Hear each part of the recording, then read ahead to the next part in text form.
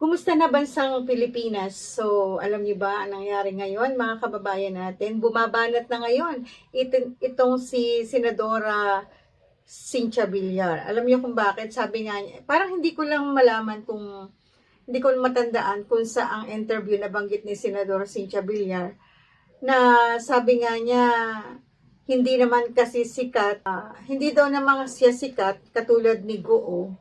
Kaya daw siguro walang pumapansin sa ASF. Hoy mga senador, samahan niyo si Senador Villar sa ginagawa nitong pag-iimbestiga naman sa pagkakaroon ng American Swine Flu Fever sa ating bansa. Bigla ko tuloy naalala mga kababayan natin, yung mayroon kasi kaming dalawang inahin na manganganak na sana siya. So, nanganak siya nang wala sa oras dahil sa tinamaan nga siya ng ASF. So, alam niyo ba dapat tigwalo yung magiging anak nito. Pero dahil sa tinamaan nitong ASF ay nanganak nang wala sa oras. So, patay lahat yung mga anak. Ganun pala kapag tinamaan ng ASF. Parang isang araw lang na magkakasakit, matamlay, ayaw kumain. Then kinabukasan, ay patay na siya. So, ang nangyari dito sa ating alagang baboy naman ay tumamlay siya, then nagkasakit nga, at kinabukasan ng anak, pero yung mga anak patay, tapos hanggang sa mamatay na din yung dalawang inahin. Ay, hindi to kay Asek Arnel de Mesa. So, nagsimula ito sa lalawigan ng Mindoro. Then, syempre, pagpunta ng Batangas, yung mga dumadaang doon, kaya ang lalawigan ng Batangas ay dumami yung mga baboy na may sakit ng ASF. Then, nangangamatay talaga. Kung nakikita nyo yung mga mga picture ng mga namatay na baboy, maaawa ka dun sa mga baboy, no? So, alam niyo ba na umabot yan sa lalawigan ng Quezon at hindi nga nakaligtas yung mga alagaing baboy ng mga taga-lalawigan ng Quezon, lalo dyan sa bahagi ng Sariaya. Ganun talaga ang ASF. Kaya talagang dapat na pagtuunan ng pansin ng ating pamahalaan kung ano yung bagay na dapat nilang ibigay o bigyan ng bakuna. Kaya sa gitna ng gitgitan nitong sa gitna ng gitgitan, dito naman sa Senado, sa pag-iimbestiga dito kay Alice Goo, ay bumanat na rin itong si Senadora Villar. At sabi nga niya, kahit hindi naman sikat, yung pinag-uusapan ngayon, ibigyan sana daw naman ng pansin yung prioridad na problema ng, yung prioridad na problema ng ating bansa. So, kung ano na ba yung mangyayari sa mga alagaing baboy? Lalo na sa Calabarzon area. So, andyan po yung maraming naging biktima ng mga alagaing baboy at kaya hindi rin natin naman masisisi ang senadora kung bakit talagang ginisa niya at nagalit siya sa Department of Agriculture. Sapagkat ano nga ba ang ginawa ng Department of Agriculture sa problemang ito? May nalaman ba tayo na maraming nagkaroon ng baksin ng mga baboy? So, ang laki nga naman ng suliranin hinggil sa mga bagay na ito, subalit hindi ito napapagtuunan ng pansin ng ating pamahalaan. Para bang sa Senado, nakatutok na lamang sila dito sa usapin ni Alice Goo, samantalang ang problema ng Pilipinas nakatiwangwang pa rin, no? At yun nga, nung nagpatawag ang komite sa Senado tungkol dito sa ASF na to, napagalitan niya itong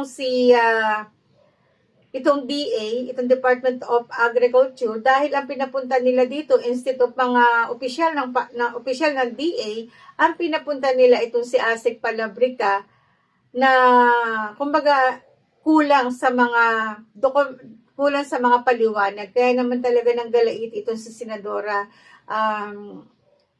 Cynthia Villar. Kasi alam nyo, napabahala din naman yung senadora dahil sa patuloy, mga kababayan natin, na paglala ng ASF sa ating bansa. At sabi nga ay maraming baboy sa mga probinsya, yung mga nangangamatay. Kaya ayun, ginisa talaga, no? Ginisa talaga ng senadora ang Department of Agriculture dahil ang sabi nga, Bakit daw iisa yung supplier ng ASF vaccine? Bakit ito yung kanilang pinapaboran? Kasi yung Vietnam manufactured o yung ABAC vaccine, yun daw yung tanging brand lamang na nag-apply para sa pagpaparehistro naman ng produkto ng Pilipinas. So, kung hindi tayo nagkamali, nagsimula yung paglulunsad noong nakaraang August 30. Sinabi pa ni Villar, mga kababayan natin, na hindi AVAC vaccine ay hindi tinatanggap dito sa Pilipinas.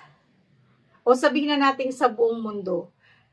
Gayong hindi lang ito ginagamit sa US. So, kung kaya siya nanggagalaiti sa DA, kasi bakit ito yung pinagamit dito sa atin sa Pilipinas, na ito lamang yung parang pinapaboran na supplier.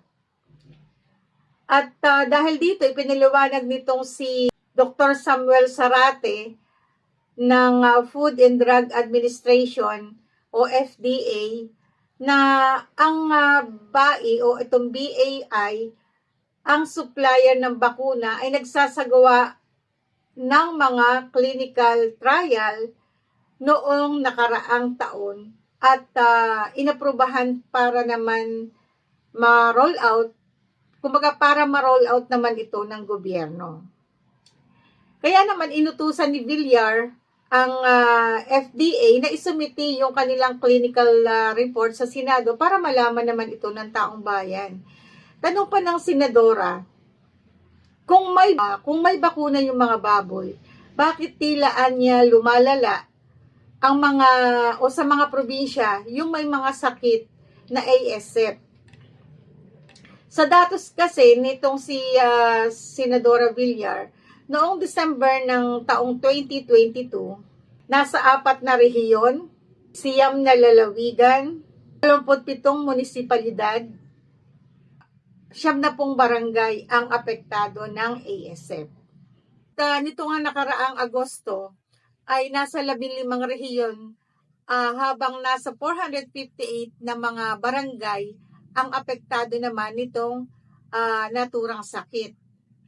Sana nga ay matapos na ito, no, yung problema ito, dahil syempre kawawa naman yung ating mga nag-aalaga ng baboy at nagkakasakit at nangangamatay. So, at saka pagka ganyang kulang itong baboy sa ating bansa, tiyak na magmamahal naman ito. At saka hindi natin alam na kung yung bang ating kinakain baboy ay malinis pa, kung ito ba ay patay na, kung ito ba ay pwede pa na bigyan ng kaukulang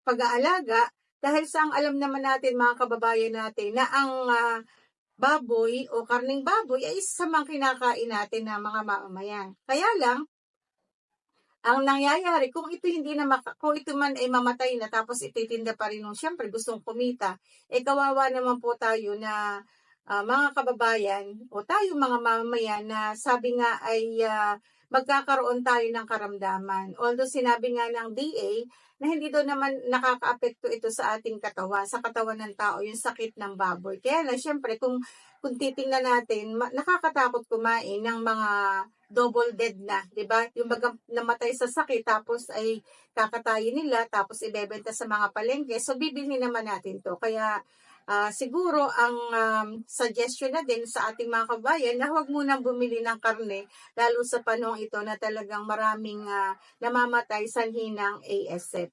Yun mga kababayan muna yung ating may paliwanag o maibigay impormasyon sa ating mga kababayan. So ako pa rin po si Jet Claveria, kapwa nyo, Pilipino.